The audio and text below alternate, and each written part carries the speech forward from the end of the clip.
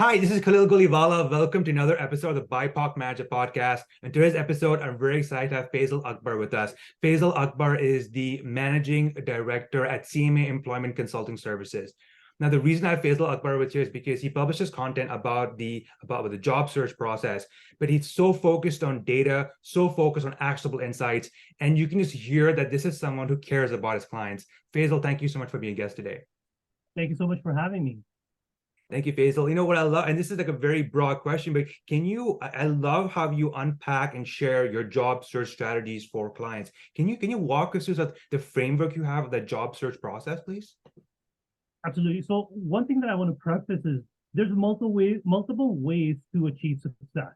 Now, what the framework that I use, because I'm so data focused, I've just seen a high level of success when I used to be a job seeker, let's say 10, 15 years ago. So this is the framework that I've introduced with my clients, again, focusing primarily on having a high conversion rate. So the process is very straightforward and it focuses a lot on preparation before execution. So what I mean by that is the first step that we do with the client is we focus on fine-tuning their resume and tailoring it according to the role that they're targeting. So in a situation like that, we always want to focus on one or two specific roles that they want to target, preferably one, because the more targeted your resume is, the higher the probability of success when you move through the recruiting process or even when you're job searching. So for example, let's say project manager. So first thing that you want to focus on ensuring that you tailor your resume for a project manager role. One thing that you'll notice is when you look at various type of job postings for project managers, usually 80 to 90% of the responsibilities are fairly same. Yeah. Now, why do I mention that is there's a big conversation around LinkedIn about how much time should you tailor your resume.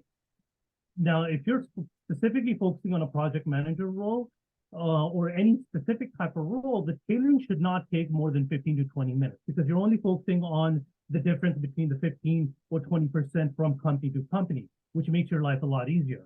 So once you have tailored your resume, the common conventional approach that job seekers use is they start applying for a job. But people have to realize that it's not the resume that gets you the job, it's the interview skills that gets you the job. The resume just gets you to the show, which is the interview. So what you want to do is this is where you want to deploy patience. So once your resume is done, let's put that on the side. The second thing that you want to focus on is developing your interview skills and coming up with answers to the commonly asked job interview questions, specifically for, let's say, a project manager role. Now, the question is, how do you know what the recruiter will ask or the hiring manager asks? So that's where internet becomes very handy. So what you want to do is you want to go on glassdoor.com or .ca, depending on which country you're in. So what you can do is you'll notice that each company, they will have employee reviews. Let's say Microsoft will have their employee reviews. They'll have salaries. There's a section for interviews. So let's say you're getting, for a project manager role, you want to target Microsoft. You go on Microsoft company profile under Glassdoor, and then you click under interviews, and you should be able to find a position for project manager where previous employees, whether they're current or were rejected, they have given their opinions on what type of questions were asked in that project manager interview. So what you can do is to compile a large list, you can look at all the big companies if you're targeting, go into the interview section, pull up all the questions that job seekers have posted that they were asked in their job interviews to come up with a list of, let's say, 50 to 100 job interview questions. The more, the better. So once you have done that, now you have the framework in terms of what type of questions that have been asked, because it's based on tangible information that's been pulled from the job seekers that were interviewed at that company. Now you can start writing down how you would answer those questions. Now, when I was a job seeker 10, 15 years ago, for me, I used to comprehend information far better when I would write down the answers for each question, because as I'm writing it, I'm comprehending it. So this is where you need to really dig deeper into storytelling, situations, and examples that came up. So spend a lot of time. It is time consuming, and I'll tell you why it's so important in getting job offers. So all of this is pre-work. So you write down all the answers to these questions. Once that is done, then you move to the third step. which is basically start prepping for it. Now, there's multiple ways you can prep for it. You can either record yourself, because a lot of the companies are doing video interviews, so it meets the requirements of what the companies are doing and gets you comfortable in that mindset. And the second thing you can do is have a friend across you, like I have you, or have someone, a friend or a family member on the phone. Give them the list of questions, and then give them the answers that you prepared, and then let them ask you these questions. And then that's how you can just do repetition and become extremely good and perfecting and becoming extremely polished in your delivery. Because one of the things that recruiters and hiring managers look for is confidence. Yeah. Right? So that's the part that you want to focus on. That is by far the most consuming aspect of my framework, because you're spending a lot of time until you become, before you become, you perfect these answers. Once you have done that, and the feedback has been, Faisal, you're ready, I would score you 9 or 10 out of 10 in your delivery, fantastic.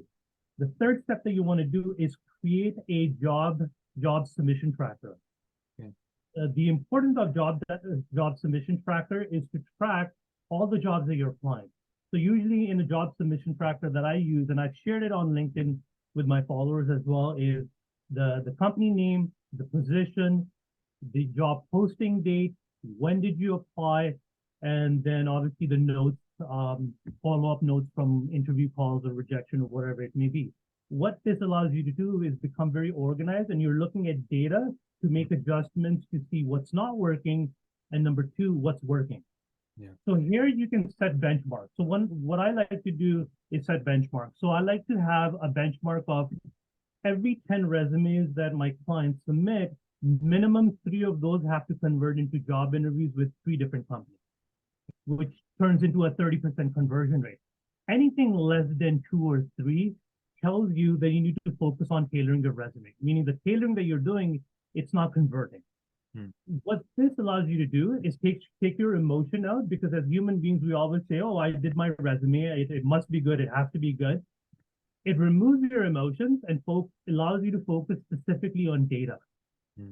It's no different than when you work at a company, you're being measured on your KPIs, right? And your KPIs determine whether you get a performance bonus or an increase or pay increase at the end of the year.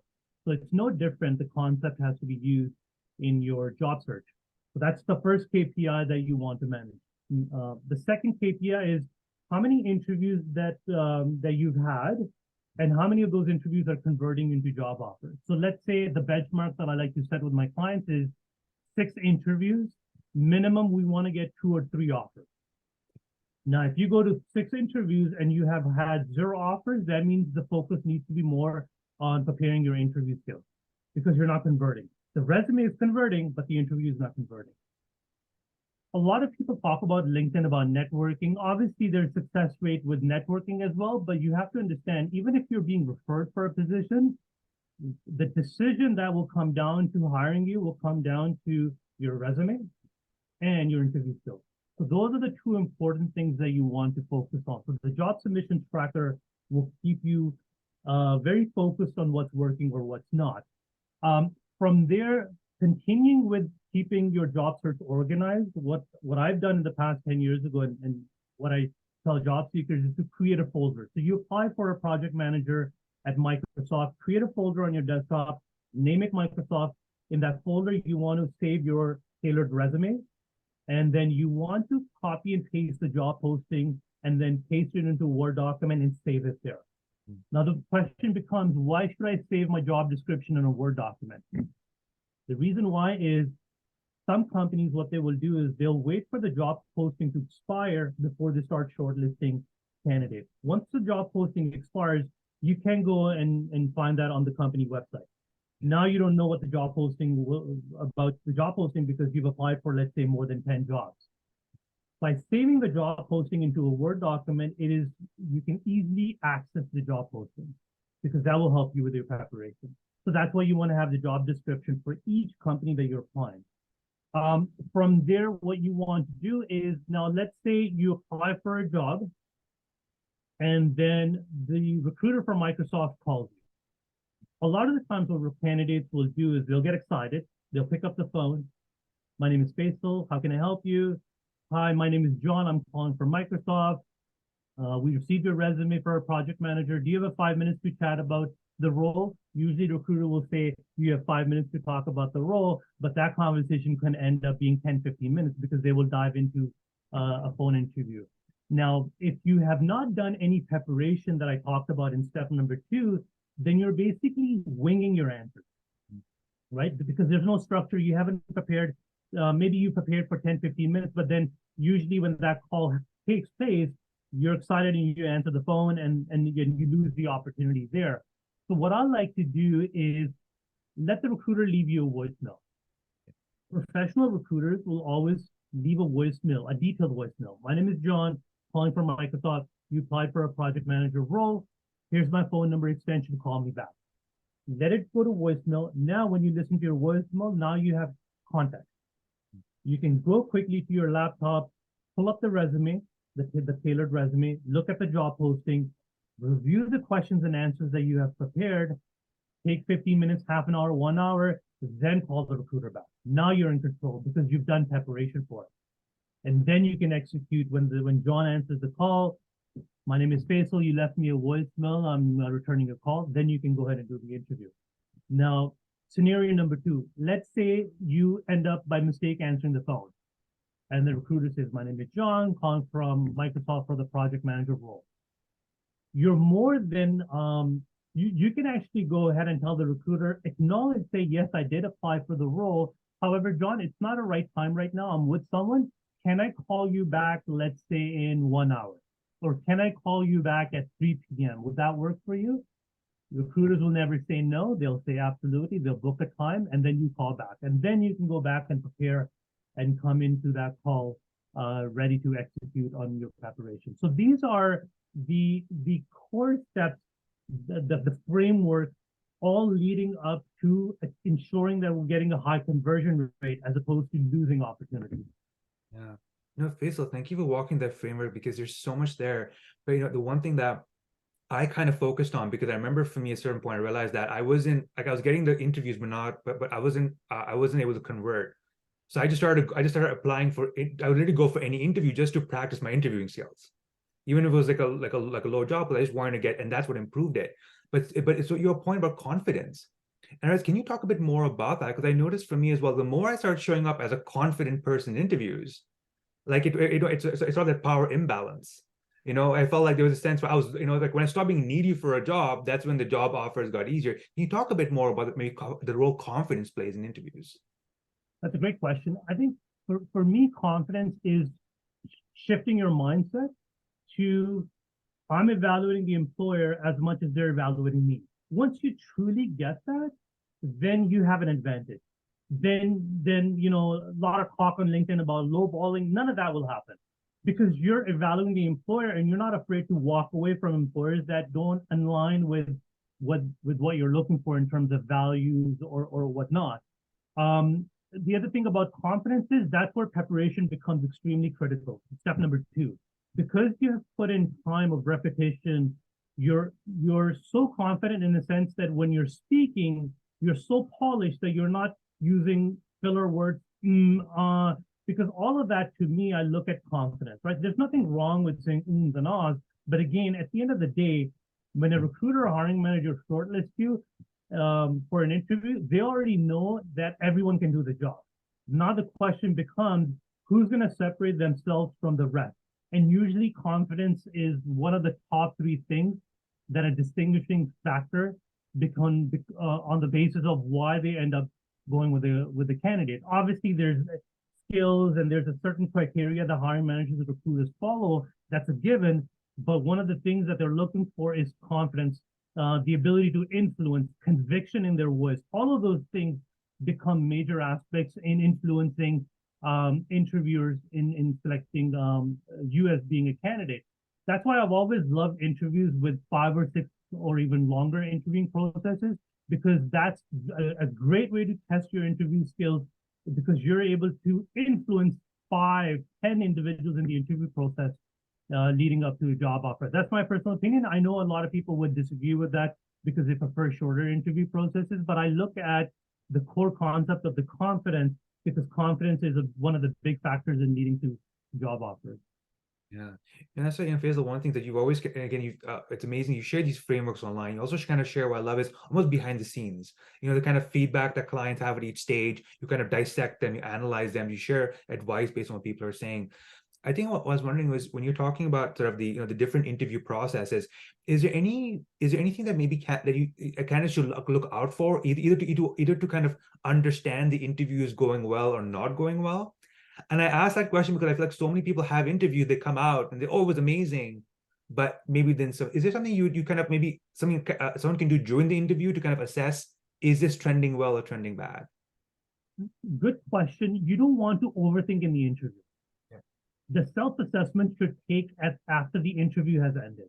You don't want to start self-analyzing midway through the interview, because what that could do, it could defeat the purpose on focusing on the task on hand, which is interviewing, right? To be able to deliver your answers.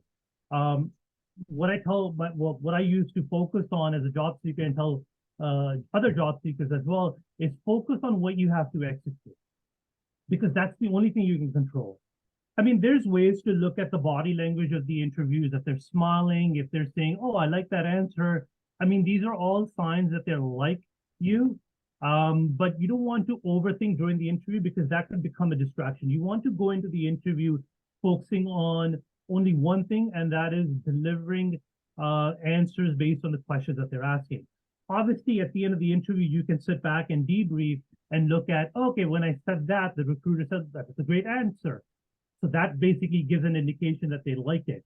And you have to, one thing that you can also focus on is when you're asking questions at the end of the interview. What I have seen based on the feedback that my job seekers have given me after they have completed their interviews is usually when the interviewer is doing most of the talking, when you're asking the questions, there's a high probability that they like you. Think of it this way: when you meet someone and you like them, the more that they talk, there's a high probability that they like you. So it's the same concept in interviewing. So that's one thing that you can observe. If they're smiling, if they're giving you more information about the company, sometimes they'll start telling you as to why you should be working for this company. So those are all the signs that they like you. But I wouldn't take those to heart, because if you're speaking to an extrovert, whether they like you or not, they're still going to be doing a lot of talking. So I mean, there's signs that you can look for, like, for example, if they're talking a lot, giving you more information. So those are good things. Those usually means that the interview has gone well. Thank you for that, Faisal. Maybe it's time to switch topics a moment. In right now, LinkedIn online, there's a lot of information on like on career advice. Do you have any sort of I guess advice on how to kind of gauge or assess this career advice that people find on LinkedIn? That's right. Yeah, LinkedIn has a lot of advice, right? There's good, there's bad, and then there's ugly. My suggestion to job seekers is to take a step back and look at the advice from a logical standpoint.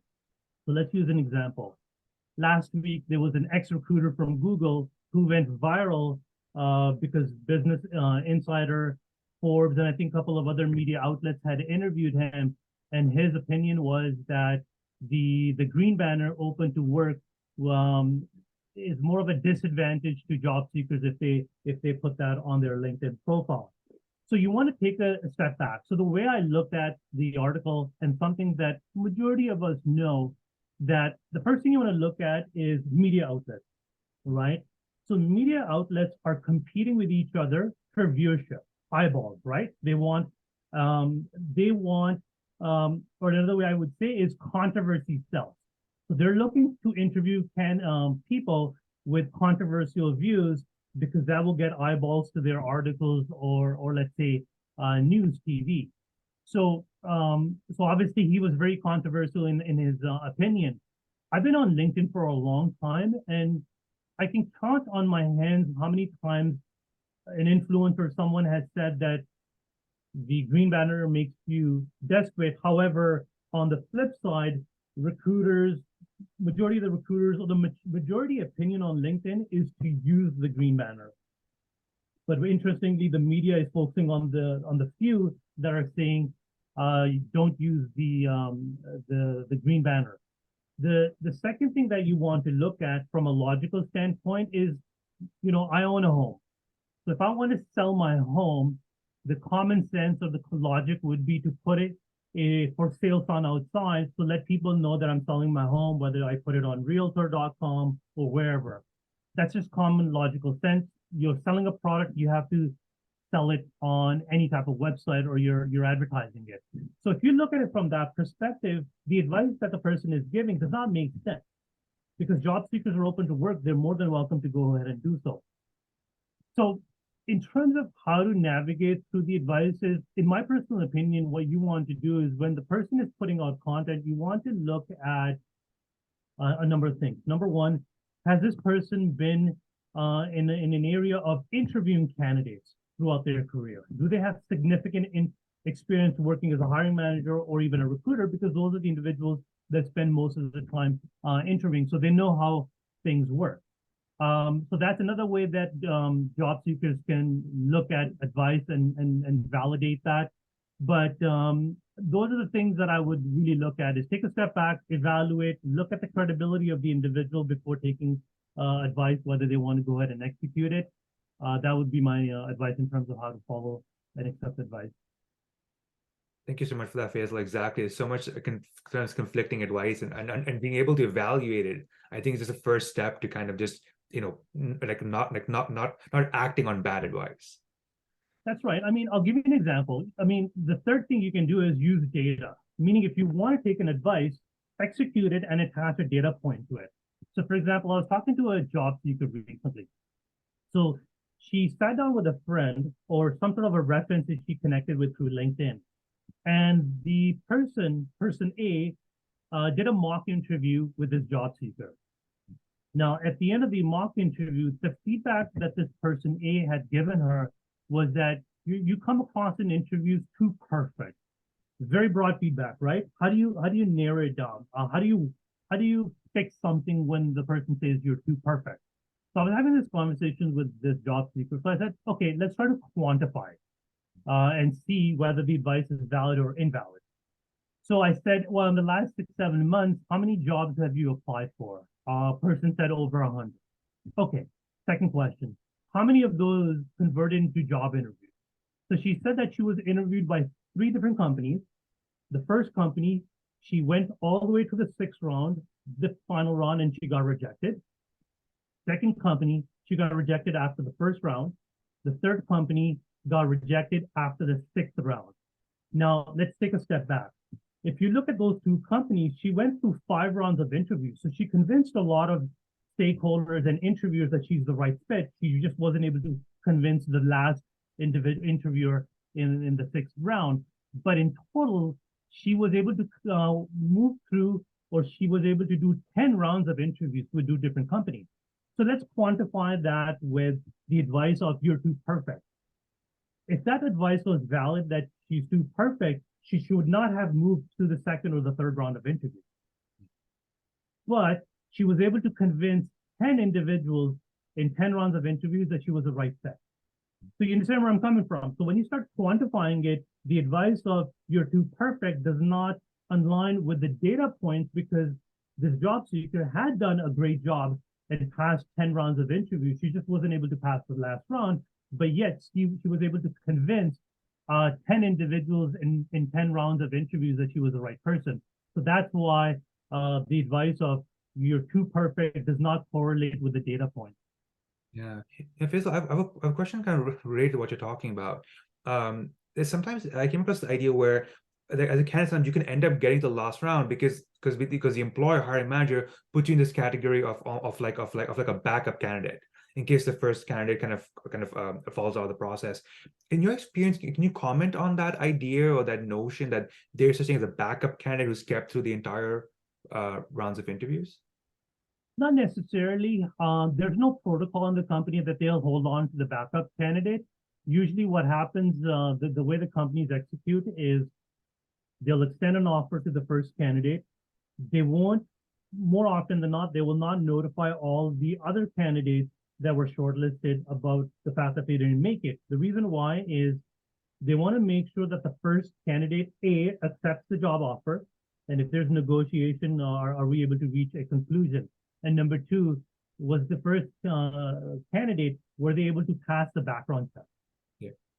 Because that's important. You don't want to reject all the candidates and then find out that the first candidate did not pass the background check, right? So then it becomes very difficult for the company to reach out to the second candidate who they already rejected, and now letting them know that, would you like to accept the offer? So what companies will do to make sure that they're executing properly is they'll make sure that the first candidate has accepted the offer, has passed the background check, then they will go ahead and notify the other candidates about the fact that they were rejected. Okay. Thank you for that, Faisal. And before we wrap up the episode, is there anything else you'd like to mention or discuss? No, you know, it's interesting to see where AI is going on ChatGPT. I mean, the big talk about AI. You know, I've been talking to one of my clients recently in terms of the future of career coaching. Now, if you look at career coaching in general, there's so many individuals that are doing career coaching on through LinkedIn. I mean, if you do a simple search, I mean, you'll find thousands of career coaches, whether they're doing it part-time or whether they're doing full-time. I truly believe with the introduction of AI will literally will take all these career coaches, resume writers, career counselors at colleges, universities that focus on developing students' resumes and their interview skills, even newcomer agencies, because they have certain amount of individuals that'll sit there and then go through their resumes. I truly believe AI is making that shift, if it hasn't already, but in the next couple of years, it will eliminate the career coaching industry or massively reduce it, putting more power in the hands of job seekers to be able to prepare for their interviews, extract whatever information that they need in order to succeed in their job search. So it's an interesting conversation that I had with one of my clients. So it'll be interesting to see where AI goes from here in the next few years. But aside from that, thank you so much for having me. This was a very a great discussion I had with you. Thank you so much for being a guest today, Faisal. And before we wrap up, I want to say, if anyone wants to contact you, get in touch with you, what's the best way they could do that? My LinkedIn, I spend quite a lot of time on LinkedIn. I haven't been posting a lot for other reasons, but they're more than welcome to send me a message through LinkedIn. Usually within 24 hours, I'm able to respond back to them.